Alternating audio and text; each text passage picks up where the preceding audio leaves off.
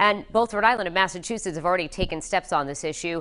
And this afternoon, we're hearing from local leaders about their concerns over the potential for overturning this federal decision.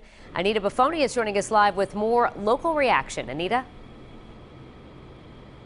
Well, Danielle, even if Roe versus Wade is overturned, regardless, Rhode Island and Massachusetts, abortion will still be legal because we codified that federal precedent into state law. Now, they did so in anticipation for such a ruling from the Supreme Court. Now, once this leaked document broke and Politico, reaction was pouring in from leaders on both sides of the aisle. We are hearing mostly from Democratic leaders locally describing the draft opinion as an attack in individual liberty. Governor Dan McKee reiterating Rhode Island's stance, tweeting, "Here in Rhode Island, we will always protect women's right to choose. We will not go backwards on reproductive rights." Now, remember, Rhode Island passed that bill to codify Roe v. Wade after a tense debate back in 2019. And this morning, we are hearing from Southern New England's chapter of Planned Parenthood.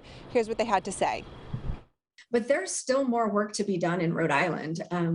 There's an opportunity to end abortion bans that currently exist in Rhode Island that prohibit nearly 1 in 3 residents from using their health insurance to cover the abortion. So for Rhode Island, now is the time to take action for our General Assembly to pass the Equality and Abortion Coverage Act.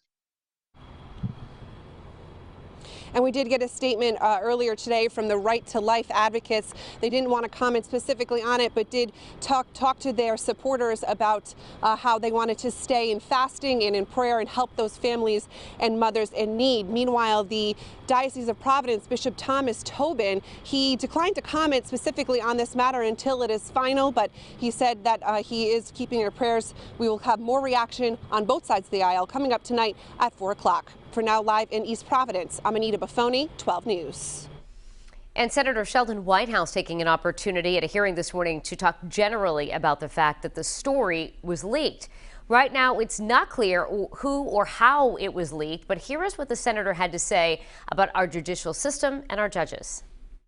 We all know that courts derive their power from public confidence. They don't have armies, they don't have budgets, and we trust judges with the judicial power in the faith that they will not abuse it, that they will treat people fairly and decide matters impartially, not to preconceived ends pressed on them by special interests.